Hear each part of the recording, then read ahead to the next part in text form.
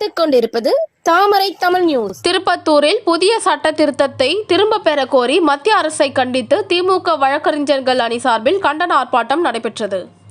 குற்றவியல் நடைமுறை சட்டம், இந்திய சாட்சிய சட்டம், இந்திய தண்டனை சட்டம் ஆகியவற்றை சமஸ்கிருத மொழியிலும் இந்தி மொழியிலும் மாற்றம் செய்வதற்கான சட்ட மசோதாவை மத்திய அரசு திரும்ப பெற வலியுறுத்தி திருப்பத்தூர் மாவட்டம் திருப்பத்தூர் நீதிமன்றம் முன்பு திமுக வழக்கறிஞர்கள் சங்க அமைப்பாளர் தேவகுமார் தலைமையில் திமுக வழக்கறிஞர்கள் மத்திய அரசை கண்டித்து கண்டன கோஷங்களை எழுப்பி சட்ட திருத்தத்தை திரும்ப பெற வலியுறுத்தி கண்டன ஆர்ப்பாட்டம் செய்தனர்.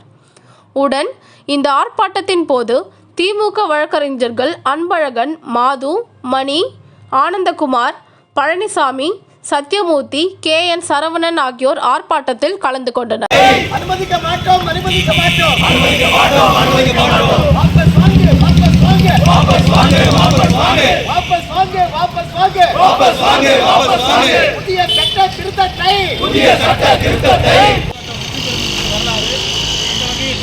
மக்கள் நலனில் அக்கறை கொண்ட, மக்களின் எதிர்காலத்தில் அக்கறை கொண்ட இந்த திமுக அரசு முன்னெடுக்கும் இந்த போராட்டம் என்பது இந்த முதல்கட்ட போராட்டம்.